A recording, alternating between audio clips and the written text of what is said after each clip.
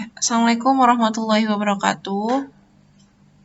Ya, setelah belajar tentang golongan darah, kita masuk ke materi selanjutnya ya, tentang alat peredaran darah. Nah, kita sudah tahu alat peredaran darah tubuh kita ini ada dua macam ya, ada jantung sama pembuluh darah. Jantung yang berfungsi memompa darah ke seluruh tubuh dan pembuluh darah yang berfungsi mengalirkan darah ya, dari seluruh tubuh maupun menuju ke seluruh tubuh. Nah, ini kurang lebih bentuk jantung tubuh kita tuh seperti ini ya. Ukurannya sebesar kepalan tangan kita masing-masing. Dia terletak di rongga dada dan dilindungi oleh tulang dada maupun tulang rusuk. Fungsinya tadi ya untuk memompa darah ke seluruh tubuh. Kemudian dia punya 4 ruang yang terdiri atas 2 serambi atau atrium dan 2 bilik atau ventrikel. Tersusun atas otot-otot miokardium atau otot jantung ya, yang kerjanya tidak disadari. Jadi tanpa kita perintah, jantung itu akan terus memompa darah di dalam tubuh kita. Gitu. Bayangkan kalau misalnya jantung itu ototnya bukan otot jantung ya, misal otot lurik ya, maka kita lupa untuk memerintah dia memompa darah, jantung akan berhenti memompa darah kayak gitu, karena kerjanya harus dengan perintah dari otak secara kita sadari. Nah, kemudian yang perlu kita perhatikan di sini ya, di antara serambi kanan dan bilik kanan terdapat katup yang namanya katup tricuspidalis. Kenapa namanya tricuspidalis ya? Karena terdiri atas 3 lipatan ya. Tri itu artinya 3 ya. Nih, katup tricuspidalis, 3 lipatan.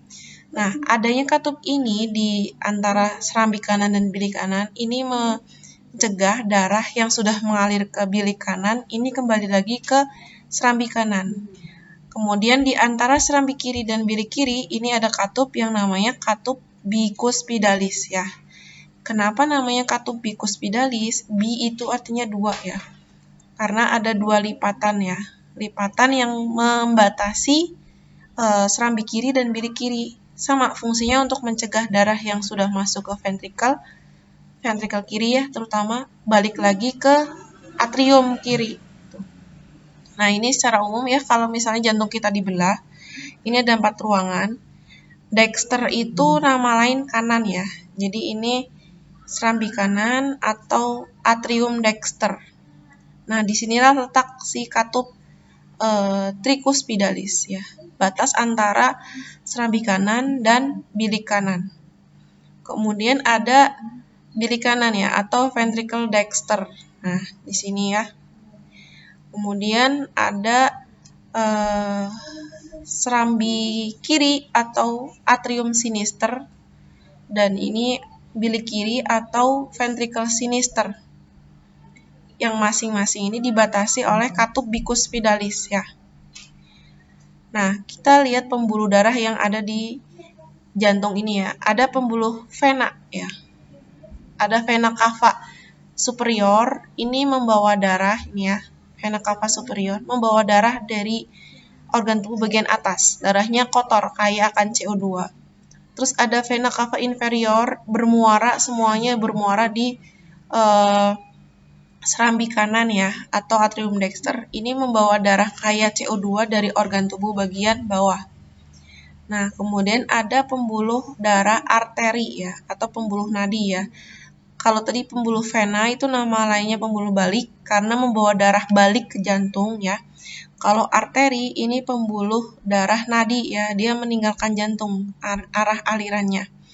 Arteri pulmonalis berarti dia dari jantung menuju ke paru-paru ya, membawa darah kayak CO2 ya. Kenapa CO2 harus diantar ke paru-paru? Karena dia harus dikeluarkan dari paru-paru ke luar tubuh kita ya. Di sini kita lihat ya, arteri pulmonalis itu punya satu katup doang ya, namanya katup semilunaris ya. Terus ada pembuluh darah arteri yang berasal dari ventricle sinister ya. Ini adalah arteri yang terbesar atau kita kenal dengan nama aorta ya. Dari aorta ini nanti bercabang-cabang jadi arteri yang lebih kecil yang akan dipompa atau dialirkan ke seluruh tubuh ya. Kemudian kita lihat di aorta ini juga ada katup semilunaris ya. Jadi arteri atau pembuluh nadi itu cuma punya satu katup ya, katup semilunaris. Beda dengan vena ya. Vena cava maupun vena pulmonalis ini sepanjang perjalanannya, sepanjang pembuluhnya itu ada banyak katup karena aliran darahnya lebih lambat daripada arteri ya. Nah, di sini ada vena pulmonalis ya, bermuara di serambi kiri atau atrium sinister. Berarti vena ini berasal dari paru-paru ya. Tadi kalau arteri pulmonalis menuju ke paru-paru, vena pulmonalis itu dari paru-paru. Berarti dia sudah membawa darah kaya akan oksigen ya. Kemudian masuk ke bilik kiri atau ventricle sinister. Ini tadi ya, darah yang kaya CO2-nya dan disebarkan oleh aorta menuju arteri-arteri lebih kecil untuk dipompa ke seluruh tubuh gitu.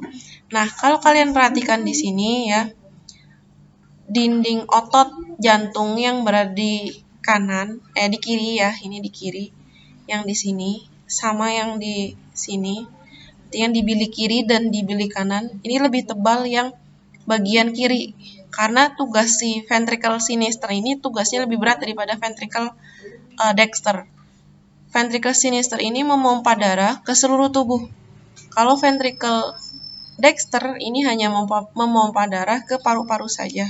Gitu. Makanya ototnya lebih tebal di ventricle sinister. Nah, sekarang kita ke pembuluh darah ya. Kalau kalian lihat di sini, pembuluh darah yang paling tebal dindingnya ini adalah si arteri ya, atau pembuluh nadi, ini bagian tengah. Kemudian diikuti oleh vena, dan yang paling tipis dindingnya hanya satu lapis sel-sel ini adalah kapiler ya. Kapiler. Nah, tadi sudah dibahas ya, arteri itu hanya punya satu katup yang di dekat jantung, yang disebut katup semilunaris. Kalau vena, katupnya di sepanjang pembuluh vena ya, atau pembuluh balik ya, karena arah aliran darahnya sangat lambat. Jadi untuk mencegah darah itu balik lagi ke vena sebelumnya gitu. Ini ya, untuk ciri-ciri si arteri ya, dia dindingnya tebal, tekanan darahnya sangat tinggi. Makanya kalau dia terluka biasanya aliran darahnya itu memancar. Letaknya jauh dari permukaan kulit ya, dan hanya memiliki satu katup dekat dengan jantung yang disebut katup semilunaris tadi ya. Arteri yang paling besar tadi ya disebut aorta. Kemudian arteri yang membawa darah ke paru-paru disebut arteri pulmonalis. Arah aliran darah arteri itu keluar dari jantung atau meninggalkan jantung. Kemudian vena ini ya, bawa darah menuju ke jantung. Dindingnya lebih tipis daripada arteri, tekanan darahnya sangat lambat ya, atau kecil dibandingkan arteri, memiliki banyak katup di sepanjang pembuluh darah. Nah, macam-macamnya itu banyak ya, ada vena cava superior, ini membawa darah kaya CO2 dari organ tubuh bagian atas. Vena cava inferior itu membawa darah kaya CO2 dari organ tubuh bagian bawah. Kemudian ada vena pulmonalis, ini membawa darah kaya oksigen masuk ke jantung dari paru-paru ya. Nah, kapiler ini yang paling tipis dindingnya. Dia hanya selapis sel-sel epitel pipis selapis ya. Makanya memungkinkan di situ terjadinya difusi oksigen dan CO2 ya. Di seluruh jaringan tubuh kita tuh pasti ada kapiler, karena kapiler ini menghubungkan vena dan arteri ya. Tempat terjadinya pertukaran oksigen dan karbon dioksida ini ya. Karena tipis, jadi memungkinkan terjadinya difusi ya, difusi oksigen dan CO2. Nih, kalau kalian lihat di sini ya, ini ada arteri atau pembuluh nadi dan ada vena atau pembuluh balik ya. Antara arteri dan vena ini dihubungkan oleh pembuluh kapiler ya. Ini kapiler. Kapiler. Sebelum berhubungan, arteri ini bercabang menjadi cabang-cabang yang lebih kecil disebut arteriol ya. Kemudian vena, cabang-cabang kecilnya itu namanya venul, bertemu di kapiler. Jadi pembuluh darah kita itu semuanya berhubungan, nggak ada yang buntu gitu, karena tadi sampai akhirnya ke jantung. Di setiap jaringan tubuh kita ada kapiler untuk memungkinkan terjadinya pertukaran gas oksigen dan CO2 atau karbon dioksida. Nah, ini ya. Katup ini atau di sini disebutnya valve. Valve ya. Valve itu katup. Jadi kan kalau vena, misal vena cava inferior, itu kan aliran darahnya dari bawah ke atas. Kalau misalnya nggak ada katup, dia akan mudah balik lagi ke bawah ya, karena ada pengaruh gravitasi. Tapi kalau misalnya ada katup atau pintu ya, kalau kalian lihat di anime yang kemarin Bunda tontonin ya, katup itu mencegah si eritrosit itu balik lagi ke saluran sebelumnya ya. Jadi dia akan sampai ke tujuannya dengan tepat gitu. Kalau nggak ada katup, karena vena itu aliran darahnya sangat lambat gitu.